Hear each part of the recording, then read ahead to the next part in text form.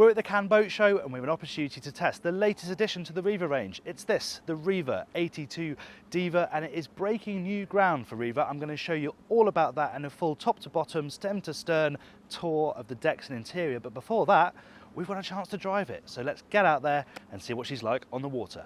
I'm Jack Haines, welcome to YachtBuyer.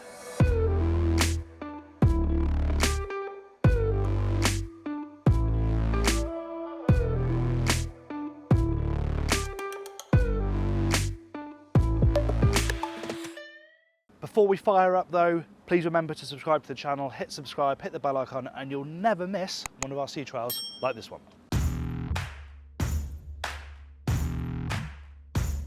Right then, it's a typical test with Foredecks Group at Cannes, so it's rather busy. I've lost count of the number of people we've got on board, so I'm going to do my best to give you a bit of a snapshot of what it's like to drive this Riva 82 Diva. What a great name that is.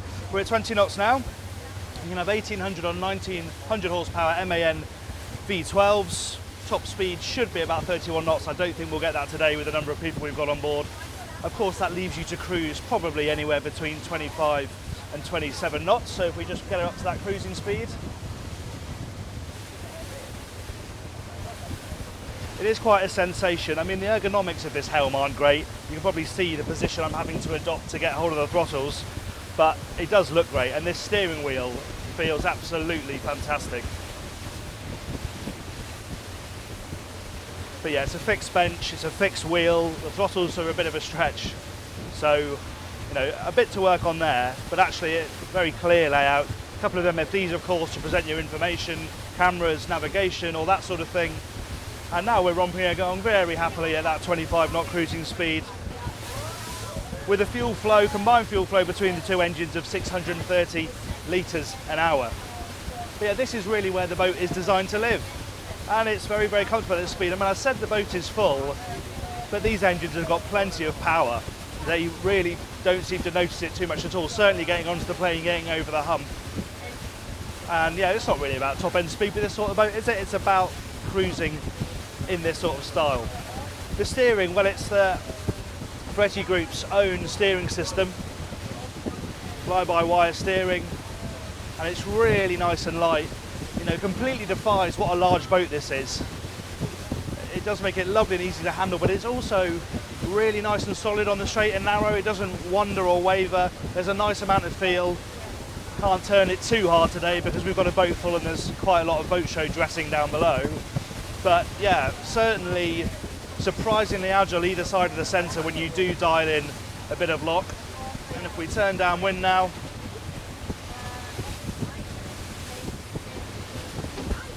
yeah, it's a shame we can't really give it a thrashing, but you know, it's an insight to what it's like to drive an 82-foot Riva on a sunny morning in Cannes. It's a pretty good place to be. Of course, there is a lower helm as well. We'll go and check that out later on. But I thought it's really about this driving experience up here that it's all about. Let's head downstairs.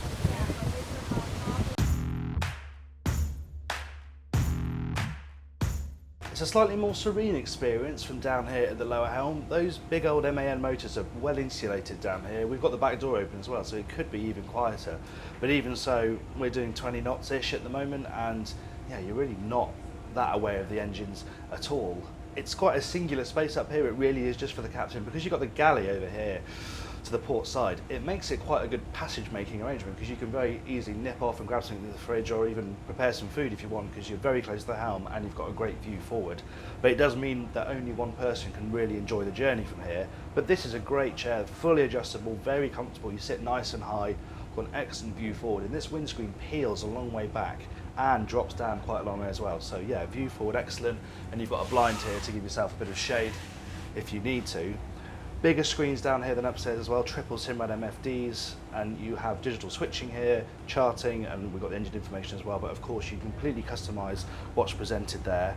It's a really cool, classy helm. Again, the Riva steering wheel is a bit of an occasion every time you grab hold of it. It really does feel great.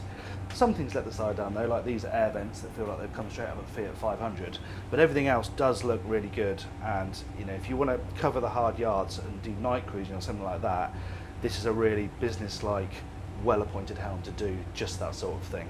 However, like upstairs, although this seat is adjustable, the relationship to the dash isn't great. It's a lean forward to the wheel, and it's still quite a lean forward to the throttle. So you're not really going to want to be engaging with the throttles too much in the rough sea. You're probably just going to set it and let the boat and the hull do the work.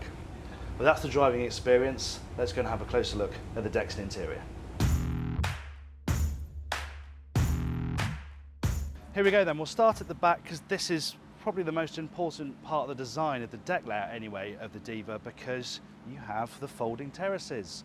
We've seen them on many brands, but Riva are now adopting them quite heavily, as everyone is, but what you get is this extension of the cockpit effectively, and you've got this nice shallow run up to the cockpit. So these two areas, the sort of terrace that's created by having this see-through transom and this sunbathing space down here with the balconies, all fit together really nicely. We've got the one folded down here. When they're both down, they extend the beam by 3 meters, so you do get a useful amount of extra space. The only thing I'd add is maybe a couple of cleats on them, so you can tie off your toys, water toys, you know, stand-up paddleboard, that, even the tender, you have to lash that off the side of the boat rather than the back.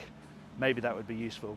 Talking of the back, there's no hydraulic bathing platform, but you have got space for a Williams 395 in this tender garage, and it has the tender launch system, so it creates a ramp and you have a winch to lower the boat down into the water, and obviously you can put it back up again. So fixed platform here, but with the platforms either side, you still get that nice connection to the water, and as I've mentioned, crucially, that connection up to the cockpit.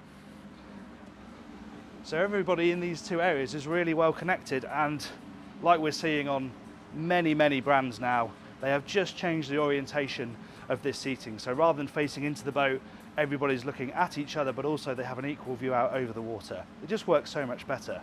That said, the seats a little bit uncomfortable. You can see how long the backrests are. They do put you in a slightly odd position, certainly for dining. Fine for lounging around, but when dining, you probably want a bit more support.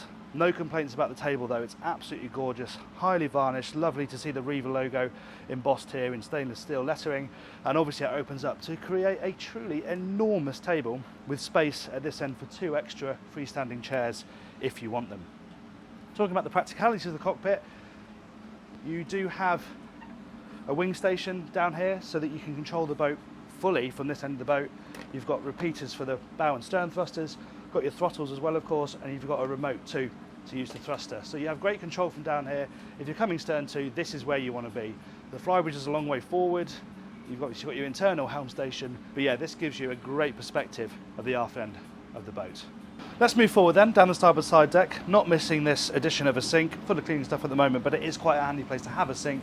If you're handling lines, lazy lines, you can wash your hands here and, you know, come out to the sea, whatever. It's good to have a fresh water source.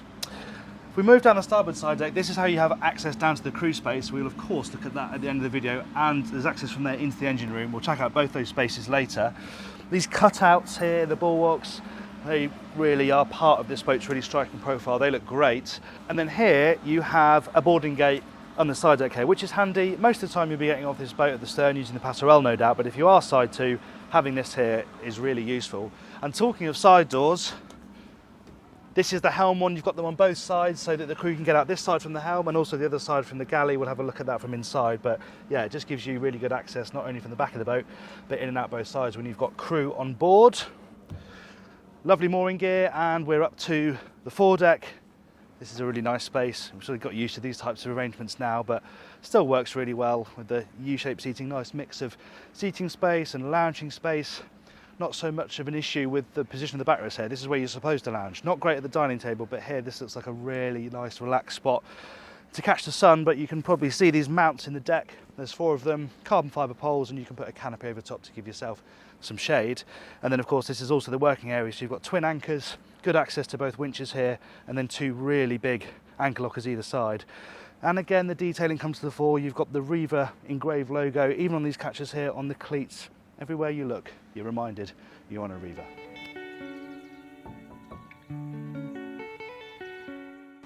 Up to Flybridge then. Nice staircase to ease your way up, and she opens up to this aft area here where you have lovely big open space. Obviously freestanding furniture on this boat which you can choose, so this is quite a nice arrangement. Pure sunbathing space here away from the cover of the hardtop. You can extend the canopy here if you'd like, that comes out of the hardtop. The hardtop is standard, it's part of the design, you can't not have it. but it is really nicely integrated. It sort of hovers very elegantly off this boat when you see it in profile. As hardtops go, it's very nicely done. And then you have this nice arrangement here where you have a proper bar. You've got the bar stools here, this raised area, and then this servery where it's really easy to stand between the two areas and serve guests on either side. You can have a cook plate up here. This boat hasn't got it, it's just got the sink under this big lid here, but yeah, this would be a really great place to cook if you wanted to. Nice views out the back, and as I said, you're between the two main living areas, and then underneath here you've got a mixture of storage, fridge, ice maker, and actually these lockers on either side hold the life rafts. Dinette forward, it's a very important part of the Flybridge arrangement. There's more storage down here, but as you can see, plenty of space to sit around this table. You could probably get another freestanding chair in here if you wanted, and that glorious centerpiece of the high varnish Riva fixed table, but it is a lovely item. And I quite like this arrangement as well, where you sort of go up a couple of shallow steps and you're into the sunbaths. They've cut out a block in the roof here so you can walk straight through, and then yeah, you're just again in pure sunbathing space. But it works really nicely how easy it is to access up here. That's the deck spaces then. Let's head inside and see what she's like down there. Into the saloon, and we have 3-part sliding electric doors here. They're push button, so they just glide open at the touch of a button. And then here we are in the main saloon, and yeah, it's typical Riva. It's very, very stylish, it's dark, it's moody, it's quite masculine, but the detailing is absolutely gorgeous. The woodwork is stunning, the lacquer work, the gloss, it is lovely. And you'll notice something, there's no galley, certainly not in this area. They have gone away from the trend, and there's no aft galley, there's not even an amidships galley. The galley's right forward, we'll see that in a moment. So that gives you a huge amount of living space. You can see the size of this sofa, it's absolutely vast. Opposite, an equally vast television, underneath which you have really good storage down this side of the boat, even down to lovely bespoke fiddled storage for the Riva branded espresso cups. Lovely stuff. And then moving forward, again, you have this mezzanine and loads of space for the dining area. A couple of steps up, and this aligns really nicely with these windows. They drop down quite a long way. You can see the kink in the deck there, and this dining space lines up with that really nicely. So you're elevated, you're slightly higher than the lounging area, so they're nicely separated, but there's great vision throughout. Even though it's quite segmented, the fact you've got this clear panel here as well through to the galley, it's segmented, but it's also sociable. It works very nicely. Lovely marble work here on this table. Marble in the bathrooms as well is really top quality. It does look gorgeous. Gloss walnut on this boat throughout. You'll see lots more of that downstairs. And this side is all given over to storage, as I said. There's also a fridge and an ice maker down there. But yeah, mainly that's the sort of practical side of the boat. Moving right forward then, this is where things get a little bit interesting. You've got a glass door here to separate this area between driver, skipper, crew, and the rest of the living space in here, and then the galley is right forward. An interesting move. Likes of Pearl are still doing this sort of thing, but really this type of design has disappeared somewhat from this size Flybridge boat. The obvious compromise is that it isn't as big as boats that have their galleys amidships or aft, but really how much cooking is being done on a boat like this, I suppose would be the question, and if it is being done, it's probably being done by crew. So yeah, it's not a huge space, but they've used it quite wisely. So you've got your big cooktop here, and then you've got this hilariously large lid which unveils a very, very pretty sink. What you're supposed to do with that, I have no idea. That must weigh about 25 kilograms. It's absolutely huge, but it's very, very nice quality. Over here you have your oven, and you have fridge and freezer hidden very neatly over in this area here. And as I was talking about on deck, you can see you've got side doors on both sides. So you can get out from the helm station, but also crew can get out from the galley, even if this door's closed, and head out onto deck. We talked about these blinds. When you pull those back, you do get a really nice amount of natural light down here. It's a nice space to be in the galley, up front, view forward, great for when you're on passage, as I said, but slightly smaller than if it was further aft in the boat. Let's head downstairs now though, and look at the accommodation.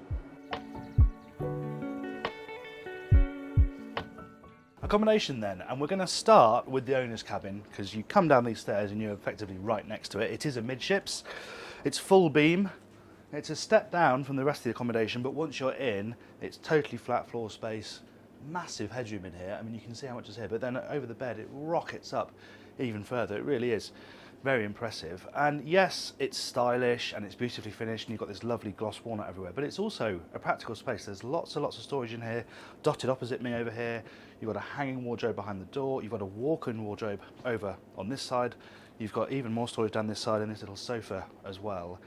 It looks and feels really lovely. Nice contrast of tones and colours, and yeah, it's sort of typical classy Riva stuff. You've got individual bedside tables, of course, with a bit of storage in them, and you've got repeaters not only for the lights there, but also for the blinds, so you can control all of that from your bed. A really lovely bathroom as well, absolutely dripping in marble, twin sinks, big walk-in shower with rain shower head. Very, very nicely done. In terms of guest accommodation, heading forward, there's a bit of a level change, so a couple of largish steps into this mirrored hallway, and then you have the twin cabins off either side. They're pretty much identical. I'll just step into this port side one here.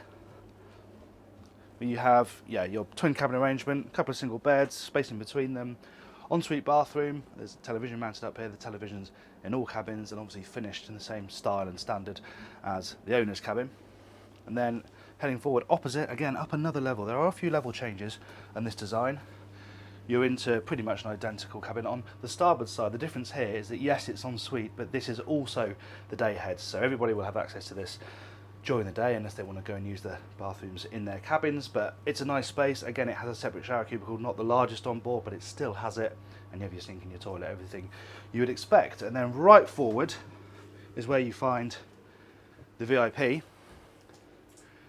Another really smart cabin. Again, headroom is excellent, and I really like the way that they've integrated this strip of glazing overhead. So you've only got sort of smallish round ports on either side, but it just allows natural light to come into what is quite a dark interior. You know, the tones are dark. You've got deep black bed heads all around. You've got black detailing all around. So that natural light is really important. And then you've got the lovely subtle artificial lighting as well underneath the beds and underneath the surfaces, but also the spotlights overhead. Storage not quite as good as the owner's cabin, but you have got hanging lockers on either side. Again, the TV is mounted here at the end of the bed. And this cabin has a private ensuite, again with a separate shower cubicle, marble all over the place. It's another really lovely space. That's the guest accommodation then. Let's check out the crew and machinery spaces. Having just said that, the crew space is in use by the crew, and they've said we can't film in there, I'm afraid. Hopefully on the layout diagram that we'll put up on screen you can see the layout and what the crew space looks like, but we can't film in there. But we can film in the engine room, which, let's be honest, is more interesting because we've got these absolutely enormous motors either side of us, but actually they may be big, these big old MANs, but there's plenty of space around them. You can see I've got full standing headroom down here at 6 foot tall, and yeah, these are mighty, mighty machines, but actually they do have enough space in this engine room to quite easily, at least visually, inspect and move around them and check everything really thoroughly. Twin generators on this boat, mounted on either side. One of them's running at the moment, hence why it might be a little bit noisy. But yeah, this is Foredecks Group engineering, so you can expect good things down here. It certainly doesn't disappoint. Thank you for watching that review. If you enjoyed it, please do give it a like. We'd really appreciate it. And if you want to watch a video of one of this boat's stable mates from Foredecks Group, the Foredecks 860, you can do that by clicking up here. And if you would like to subscribe to the YachtBuyer channel, you can do that by clicking up here. Thanks again for watching.